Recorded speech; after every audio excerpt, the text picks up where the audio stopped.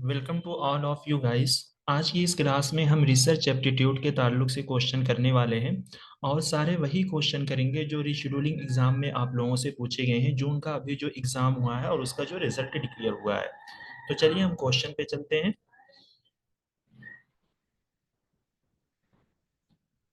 Which of the following is concerned with the question whether the measure of a concept truly represent that concept?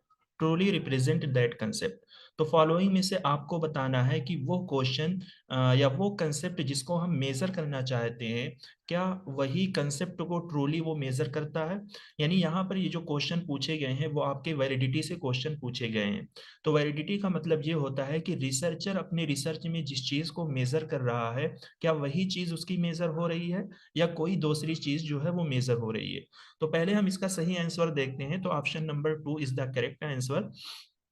देखिए, internal validity का मतलब ये होता है कि जहां पर रिसर्चर डेटा के दरमियान क्या करता है, कॉज एंड इफेक्ट को क्या करता है, चेक करता है। ठीक है, यहाँ पर रिसर्चर कॉज एंड इफेक्ट को चेक करता है।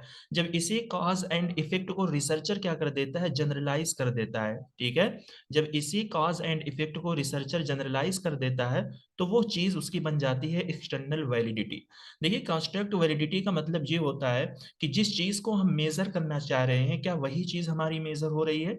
एग्जाम्पल के तौर पे आप इस तरीके से, मैं ये एग्जाम्पल देता रहता हूँ कि जैसे अगर आप कोई भी कंस्ट्रक्शन करते हो, कोई भी मकान आप बनवाते हो, आप घर बनवाते हो, तो आप पहले उसका इंजीनियर से एक नक्शा बनवाते हो, फिर उसी के मुताबिक जो है, उस नक्शे के मुताबिक आप अपना घर जो है बनवाते हो। तो अगर आपका घर जो है उस नक्शे के मुताबिक बन रहा है, ठीक है, तब आपका घर वैलिड है यानी सही है। तो इसको रिसर्च में हम इस तरीके से रिलेट करेंगे। हम रिसर्च करने के लिए जो हम रिसर्च डिजाइन बनाते हैं, तो अगर उस रिसर्च डिजाइन के मुताबिक हमारी रिसर्च हो रही है तो फिर हमारी रिसर्च क्या होगी, वैलिड होगी। अगर उस रिसर्च डिजाइन के मुताबिक हमारी रिसर्च नहीं हो रही है तो फिर वो हमारी रिसर्च क्या हो जाएगी, इनवैलिड हो जाएगी। तो ये है वैलिडिटी का कंसेप्ट। ठीक है, तो आपको इस तरीके के क्वेश्चन में बहुत सारी चीजें जो है देखने को और सीखने को मिलेंगी। अगर कुछ नया ना भी मिल रहा हो आप लोगों को, तो आपकी पुरानी चीजें जो है वो रिवाइज हो जाएंगी। चलिए देखते हैं। ये क्वेश्चन तो कई बार आते रहते हैं, बट क्वेश्चन का पैटर्न थोड़ा सा अलग है। Nominal, ordinal, interval and ratio. ठीक है, रिसर्च में डेटा को मेजर करने के 4 स्किल होते हैं। तो देखिए, इसका पहले हम आंसर देखेंगे। ऑप्शन 4 इसका जो है सही आंसर है।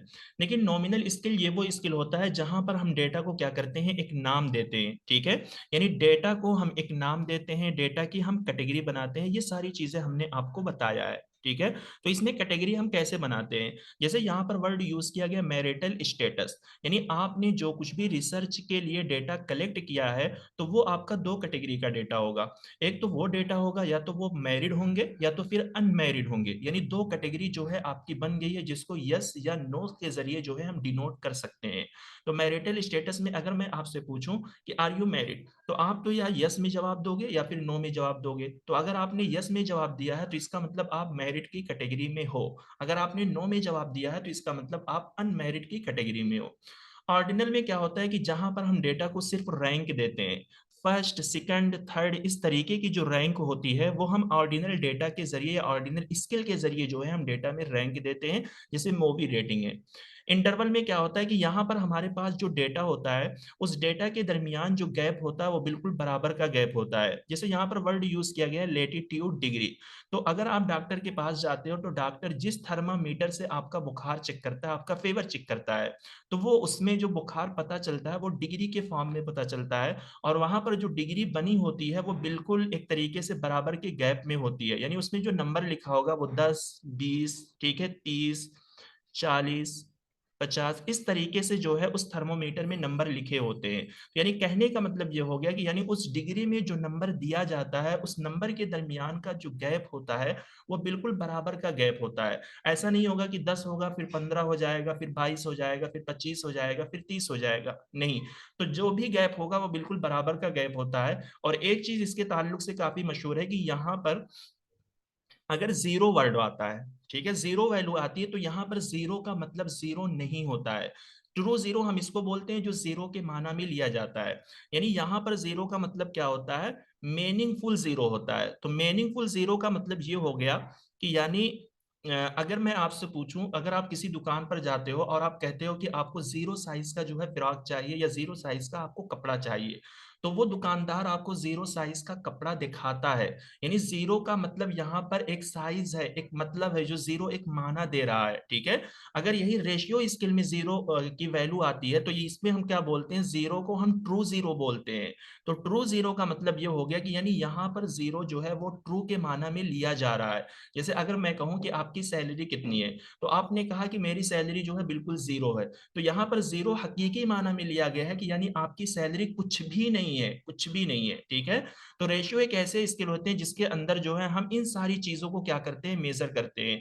यहाँ पर डेटा के दरमियान क्या डिस्टेंस हो गया, हाइट हो गई, वेट हो गया, इसी तरीके से ट्रू जीरो का जो कंसेप्ट हो गया, और मल्टीप्लिकेशन के जितने सारे रूल्स होते हैं, माइनस प्लस डिवाइड सब्सट्रैक्शन, इस तरीके की चीजें जो है हम रेशियो स्किल में यूज करते हैं, ठीक है।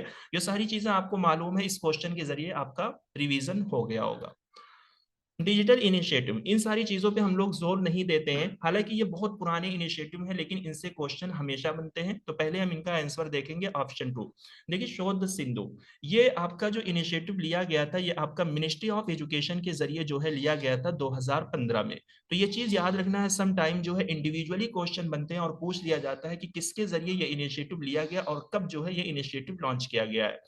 तो इसका मतलब शोध सिंधु का मतलब ये होता है कि हमारे जो इंडियन रिसर्चर हैं और इंडियन जो स्टूडेंट हैं, ये क्या करता है, उनको ई रिसोर्स प्रोवाइड कराता है। ई रिसोर्स का मतलब क्या होता है कि यानी ई शोध सिंधु में आपको क्या मिलेंगे, बहुत सारे जो है जर्नल्स मिल जाएंगे, बहुत सारी बुक्स आपको मिल जाएंगी, ताकि आप आसानी के साथ जो है उन मैगजीन को, उन बुक्स को आप क्या कर सकते हो, एक्सेस कर सकते हो, उनको आप पढ़ सकते हो और अपने कामों में आप उसका इस्तेमाल कर सकते हो, ठीक है।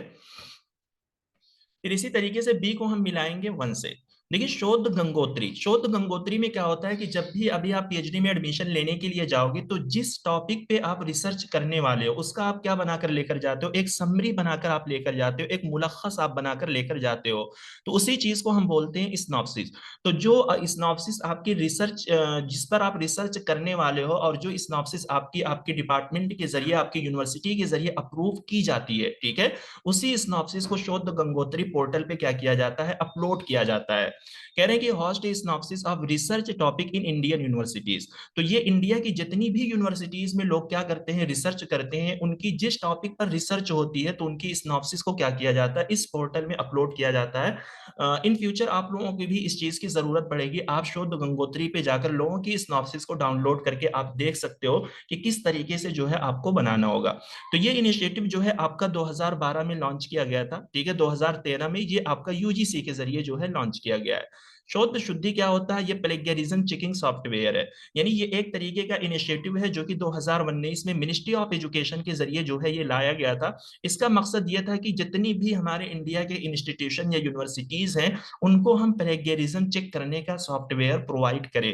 प्लेगरिज्म का मतलब क्या होता है कि जो हम दूसरे के कामों को चोरी करके और अपना नाम लिख देते हैं और बता देते हैं कि ये आर्टिकल, ये चीजें हमने खुद से लिखी है, ये किताब हमने खुद से लिखी है। तो अगर आप रिसर्च करते हो, तो आपकी रिसर्च को भी जो है प्लेगरिज्म चेक किया जाएगा, सॉफ्टवेयर के जरिए चेक किया जाता है। फोसी क्या है, एक free labour and open source software है एजुकेशन के फील्ड में, ठीक है। तो ये भी क्या है, एक इनिशिएटिव है, ताकि हम ओपन सोर्स सॉफ्टवेयर का इस्तेमाल ज्यादा से ज्यादा जो है एजुकेशन के फील्ड में हम क्या कर सकें, बढ़ा सकें, ठीक है। तो ये एक इनिशिएटिव है। अगरचे ये क्वेश्चन है, लेकिन इसमें तीन चार तरीके की नॉलेज जो है आप लोगों को दी गई है। एक है एडिशनल नॉलेज, आप नोट कर लीजिए। एक है आपका होता है शोध गंगा। तो शोध गंगा में क्या होता है कि जो कुछ भी हम लोग रिसर्च करते हैं, जो कुछ भी हम लोग थीसिस लिखते हैं या फिर हम डिसर्टेशन लिखते हैं, उस डिसर्टेशन और थीसिस को जो है यहाँ पर अपलोड किया जाता है, ठीक है। तो ये है आपका शोध गंगा।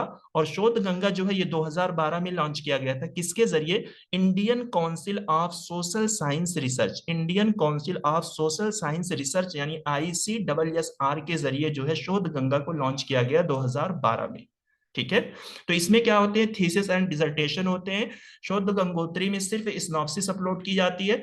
शोध सिंधु में क्या होते हैं कि जहां पर आपको इलेक्ट्रॉनिक बुक्स, इलेक्ट्रॉनिक जर्नल्स, ई बुक, ये सारी चीजें आपको वहां पर अपलोड मिलती हैं, ताकि आप उनका एक्सेस ले सकते हो, ठीक है।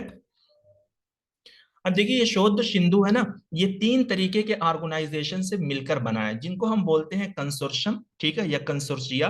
तो ये चीजें आपसे पूछी जा सकती हैं। एक है यूजीसी इंफोनेट डिजिटल लाइब्रेरी कंसोर्शियम, एक है national library and information service infrastructure for scholarly content, जिसको हम एनएल आईसीटी के नाम से जानते हैं।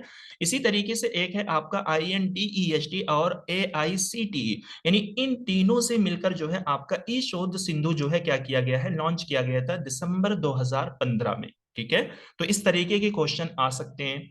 अब देखते हैं एब्रीविएशन, क्योंकि हम रिसर्च के स्टूडेंट हैं, हमें आगे जो है जेआरएफ या नेट निकालकर जो है हम लोग रिसर्च करने वाले हैं। तो अगर हम लोग रिसर्च करते हैं तो रिसर्चर में इस तरीके के जो एब्रीविएशन यूज किए जाते हैं इनका क्या मतलब होता है। तो पहले हम इसका सही आंसर देखेंगे, ऑप्शन नंबर 2। देखिए ए को हम मिलाएंगे टू से। ETAL का मतलब होता है एंड अदर्स, यानी इसका मतलब ये हो गया कि मान लीजिए XYZ ये किसी किताब का नाम है, ठीक है। तो अगर इस किताब को सबसे पहले जो है एज अ ऑथर मैंने लिखा है, ठीक है, मेरा नाम पहले यहाँ पे आएगा सादिक, लेकिन इसी XYZ किताब पे और भी बहुत सारे लोगों ने अपनी ऑब्जर्वेशन दी है। तो अगर XYZ किताब से अगर आप कुछ लिखते हो और आपको मालूम है कि XYZ ये किताब जो है इस पे और भी बहुत सारे लोगों ने इसी तरीके की इसी नाम की किताब लिख रखी है, तो सबसे पहले आप मेरा नाम लिखोगे, फिर उसके आगे आप ETNAL जो है आप लिख दोगे। तो रिसर्चर जो है या फिर कोई भी एकेडमिक बंदा पढ़ने वाला वो समझ जाएगा कि यानी इस जैसी और भी बहुत सारी किताबें लिखी गई हैं। तो इसके अरबिक लिटरेचर में एक किताब आती है जिसका नाम है कलीला दिमना। आप में से अक्सर बच्चों को मालूम होगा कि इसको सबसे पहले लिखने वाले किसने हैं, अब्दुल्ला इब्न मुकफ्फा है। तो अब्दुल्ला इब्न मुकफ्फा के अलावा भी बहुत सारे लोगों ने कलीला दिमना पे अपनी ऑब्जर्वेशन दी है। कलीला दिमना जो है किताब लिखी है, ठीक है, इनफैक्ट इंडिया से भी जो है कलीला दिमना किताब लिखी गई है। तो अगर आप कलीला दिमना के ताल्लुक से कुछ ले रहे हो तो सबसे पहले आप अब्दुल्ला इब्न मुकफ्फा का नाम लिखोगे, फिर उसके आगे आप ETAL आप लिख दोगे। तो रिसर्चर ये समझ जाएगा कि हाँ इस जैसी किताब और भी ऑथर्स के जरिए जो है लिखी गई है, ठीक है। फिर इसी तरीके से ANTE का मतलब होता है बिफोर, ठीक है, इसका मतलब होता है अगर आप कहीं पर यूज कर रहे हो तो इसका मतलब होता है बिफोर। CF का मतलब होता है कंपेयर।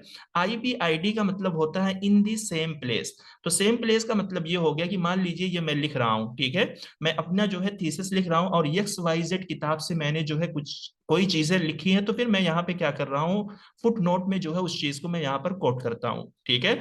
फिर इसी XYZ से जो है मुझे फिर कुछ लेना है, तो फिर मैं क्या करूंगा, मैं फिर किताब का नाम जो है पूरा बाकायदा डिटेल में नहीं लिखूंगा, बस सिर्फ ऑथर का जो नाम होगा, जैसे ऑथर है XYZ किताब के सादिक, तो सादिक का नाम लिखने के बाद जो है फिर आगे मैं लिख दूंगा IBID, ठीक है। तो इसका मतलब ये हो जाएगा कि रिसर्चर पढ़ने वाले ये समझ जाएगा कि पहला फुटनोट जो है वो XYZ किताब का है, जिसमें सारी डिटेल दी गई है कि ऑथर नेम्स क्या है, किताब कहाँ से पब्लिश हुई है, ये सारी चीजें, सफा नंबर क्या है, ठीक है। फिर जब सेकंड में हम क्या करेंगे, एक तरीके से जब सेकंड में हम हमें कुछ चीजें लिखनी होती है तो हम देखेंगे कि XYZ से ही वो चीज मैं ले रहा हूं, तो फिर बार बार जो है हम बाकायदा पूरी डिटेल नहीं देते हैं, सिर्फ हम ऑथर का नाम लिख देंगे और उसके आगे जो है हम IBID जो है लिख देते हैं, ठीक। Question number 5. If a research project is set up so that everybody in the population of interest has an equal chance of being included in the sample, ठीक है, तो पॉपुलेशन में जो है सिंपल में इक्वल इंक्लूड होने के chances अगर होते हैं तो उस रिसर्च प्रोजेक्ट को हम क्या बोलते हैं, यानी उस सैंपलिंग को हम क्या बोलते हैं, तो जाहिर सी बात है वो हमारी होती है प्रोबेबिलिटी सैंपलिंग। प्रोबेबिलिटी सैंपलिंग में हम जिस भी पॉपुलेशन से हम सैंपल लेते हैं तो वो सैंपल के जो है इक्वल सेलेक्ट होने के चांस होते हैं। तो प्रोबेबिलिटी सैंपलिंग के जो फ्यूचर है वो यही है, इक्वल चांस, ठीक है।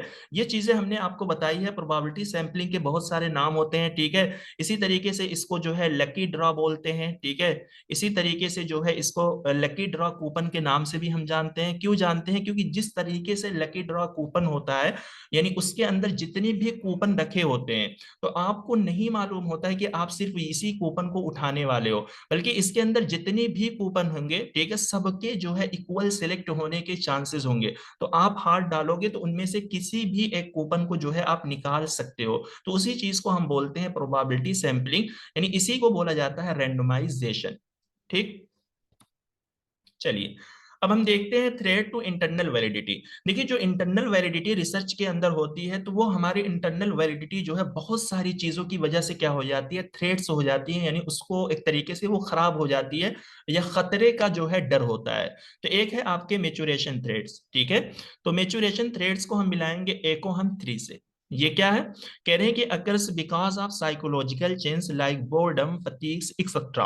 तो मेचुरेशन थ्रेड्स का मतलब होता है ये साइकोलॉजिकल चेंज की वजह से होता है। जैसे एग्जांपल के तौर पे हम जिस सैंपल को लेकर हम रिसर्च कर रहे थे, इनके दरमियान हम इंटरनल वैलिडिटी को चेक कर रहे थे, तो वो हमारा सैंपल मान लीजिए पहले उसके अंदर जो है 5 इयर्स के बच्चे थे। अब वो बच्चे जो हैं उनके दरमियान धीरे धीरे क्या हो रही है, उनके अंदर मेच्योरनेस आने लगी है, उनकी साइकोलॉजिकल जो है ग्रोथ होने लगी है। जैसे उनको जो है बोरियत महसूस हो रही है, उनको जो है थकान महसूस हो रही है। तो यानी इन सैंपलों के अंदर जो है साइकोलॉजिकल चेंज हो रहा है, ठीक है, बदलाव हो रहा है। तो इसकी वजह से भी हमारी इंटरनल वैलिडिटी क्या हो सकती है, खराब हो सकती है, थ्रेट हो सकती है। एक होता है इटरेशन। इटरेशन थ्रेट का मतलब, अगर इटरेशन का हम माना देखेंगे तो इसका मतलब होता है पछतावा। तो पछतावा का क्या मतलब होगा, आप यहाँ पे इसको इस चीज से रिलेट करो। When participant drop out of a study leading to a change in the nature of simple. ठीक है, कहने कि जब पार्टिसिपेंट जो है स्टडी को छोड़ देते हैं, जिसकी वजह से हमारे सिंपल के नेचर में क्या हो जाएगा, चेंज हो जाएगा। तो ये बात बिल्कुल सही है।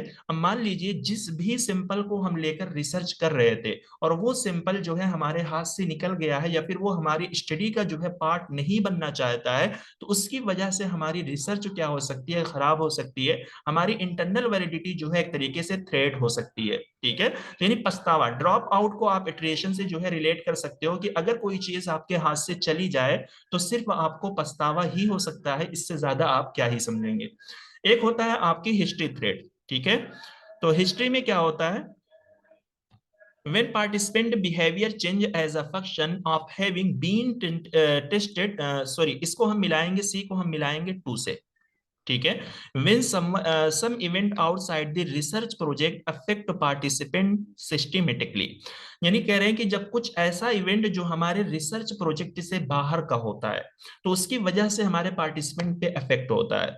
अब जैसे एग्जांपल के तौर पे हमारा जो रिसर्च प्रोजेक्ट था वो डेवलपमेंट ऑफ इंडिया के ताल्लुक से हमारा रिसर्च प्रोजेक्ट था, ठीक है। बट इस प्रोजेक्ट के बाहर कुछ ऐसा इवेंट हो गया, जैसे क्राइसिस ऑफ इंडिया। इंडिया में जो है हर जगह पर क्राइसिस हो गई, हर तरीके से इंडिया की हालत बहुत खस्ता हो गई है, बोल सकते हो फाइनेंशियल और दीगर सारी चीजों से बहुत बुरी हो गई है। तो हम तो इंडिया के डेवलपमेंट के एतबार से जो है अपने रिसर्च में जो है रिसर्च कर रहे थे, लेकिन कुछ ऐसा इवेंट हो गया जिसकी वजह से हमारे जो हमारा जो एक तरीके से रिसर्च प्रोजेक्ट था, उस रिसर्च प्रोजेक्ट पे बहुत बुरी तरीके से जो है असर पड़ रहा है कि हम अपना काम सही तरीके से कर नहीं पा रहे हैं। यानी हर तरफ जो है क्राइसिस ही क्राइसिस फैले हुए हैं। तो हमारे रिसर्च प्रोजेक्ट में डेवलपमेंट की कोई डेट या फिर इस तरीके का कोई डेटा जो है वो मिलेगा ही नहीं। ठीक है, तो ये हो गया हमारा हिस्ट्री थ्रेड्स। फिर इसी तरीके से एक है टेस्टिंग थ्रेड्स। तो टेस्टिंग थ्रेड्स को हम मिलाएंगे वन से। ठीक है, टेस्टिंग थ्रेड्स में क्या होता है कि when participant behaviour change as a function of having been tested previously.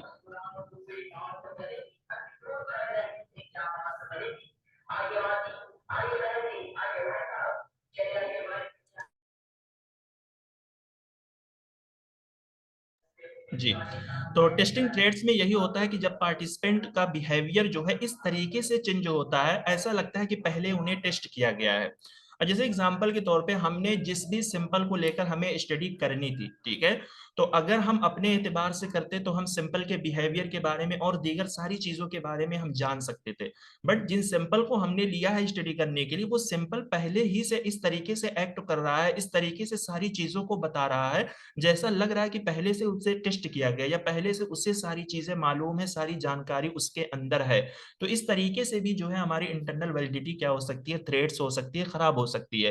क्योंकि हमने सिंपल लिया स्टडी करने के लिए, तो हम अपने एतबार से उस सिंपल को क्या करेंगे, पढ़ेंगे, उस सिंपल पे हम एक्ट करेंगे, तो फिर हम उस सिंपल का रिस्पॉन्स देखेंगे कैसा आ रहा है।